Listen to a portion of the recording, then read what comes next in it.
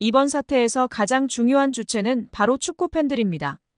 현재 한국 축구는 리그든 A매치든 큰 흥행을 이어가고 있습니다. 그만큼 팬들의 목소리는 한국 축구 전반에 걸쳐 큰 영향을 미칩니다.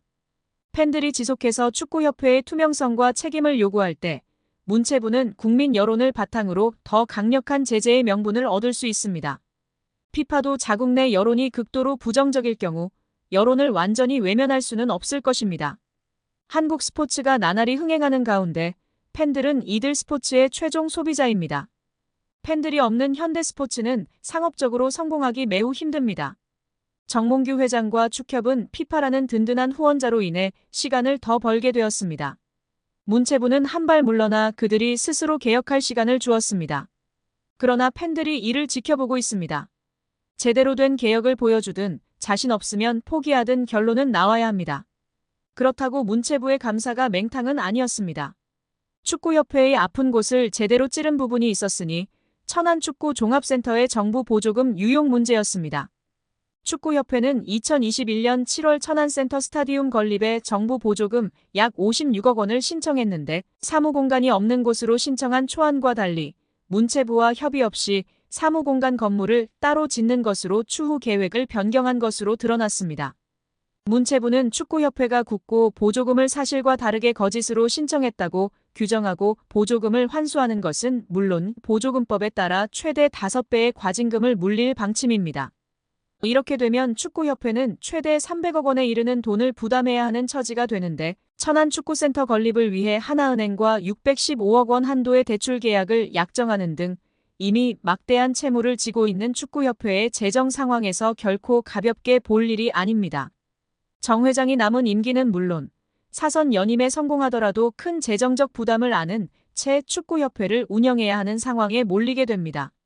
문체부 고위 관계자는 아직 굳고 보조금 관련 어느 정도 과징금이 책정되는지 정확히 결정된 것은 없다. 원금 56억 원 전체를 환수할지 여부부터 심의해야 하는 상황이다라며 과징금의 정확한 규모에 대해서는 여지를 남겼다.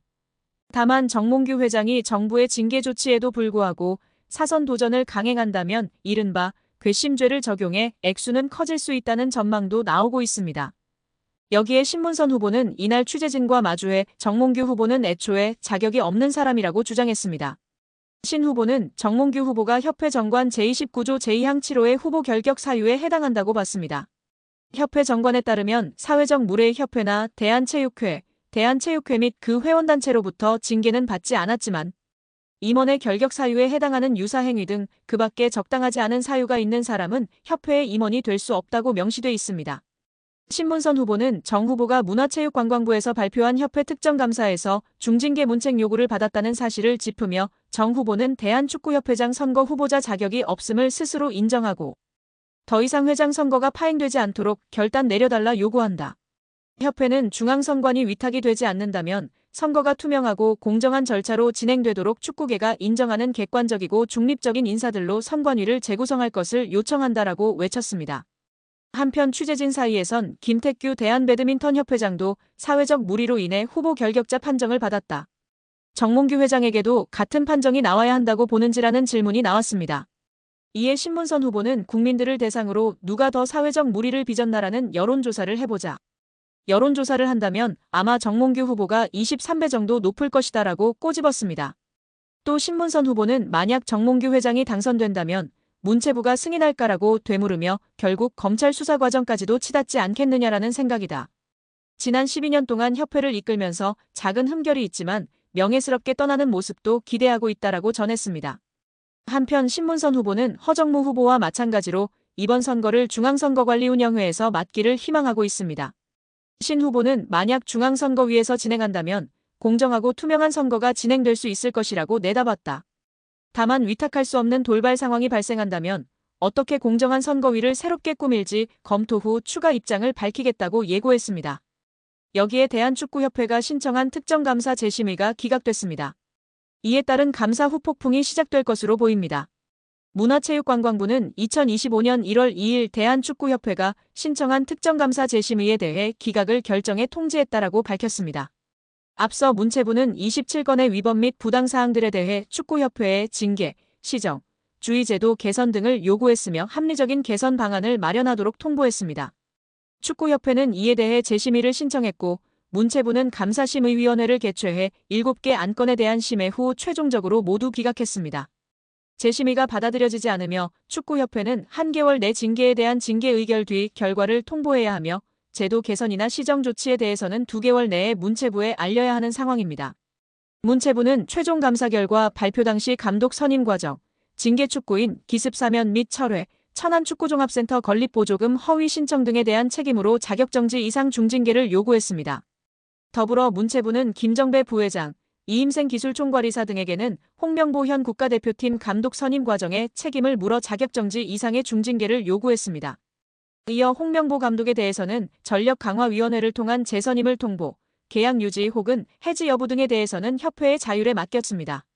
문체부 관계자는 이번 축구협회의 재심의 신청 기각에 대해 해당 내용을 다시 살펴본 결과 문제가 없다고 판단했다.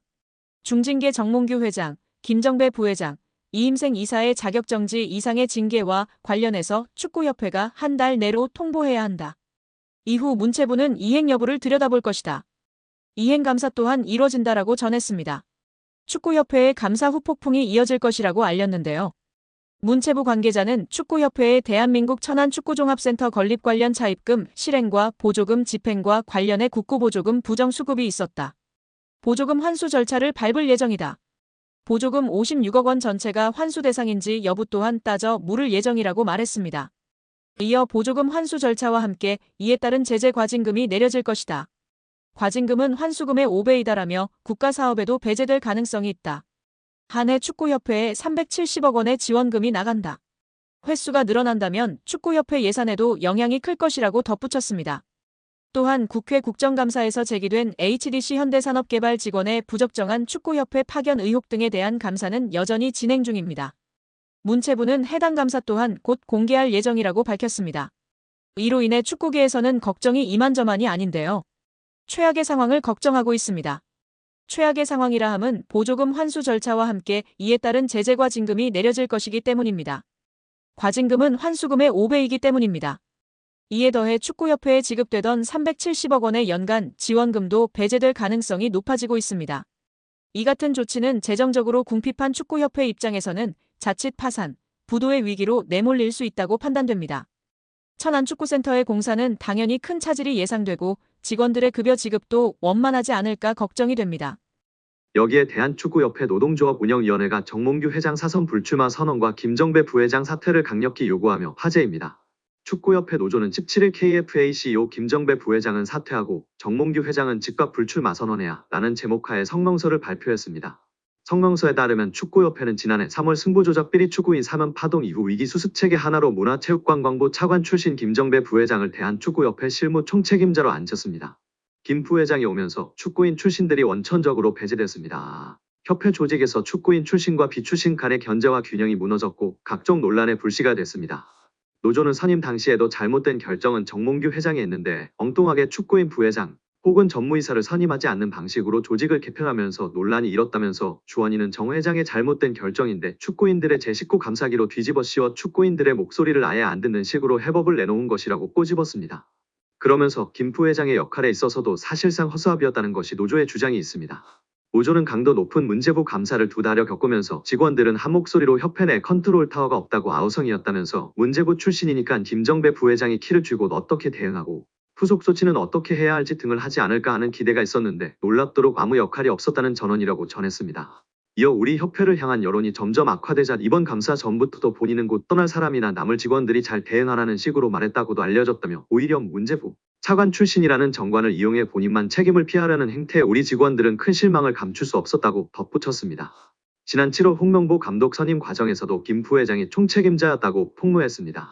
노조는 이임생 총괄이사가 기술적으로야 주도했지만 세부 계약 조건 등은 김정배 부회장이 총책임자였는데 그 어느 보도에도 그의 이름 3글자는 찾아볼 수가 없었다며 이임생 기술이사가 협상 권한이 있다고 그의 등을 떠민 것도 바로 김정배 부회장으로 알려졌고 정 회장이 전력강화위원회를 다시 구성하자고 한 지시를 무시하고 문제없다고 밀어붙인 이도 그로 알려졌다고 알렸습니다. 아울러 그런 사람을 부회장에 앉힌 정몽규 회장의 인사 실패는 결코 가볍다 볼 수 없다며 김정배 부회장은 축구팬과 축구인들에게 석고대죄하고 즉각 사퇴하고 정몽규 회장의 불출마 선언이 한국 축구 정상화의 첫걸음임을 잊지 말아야 할 것이라고 강력 경고했습니다.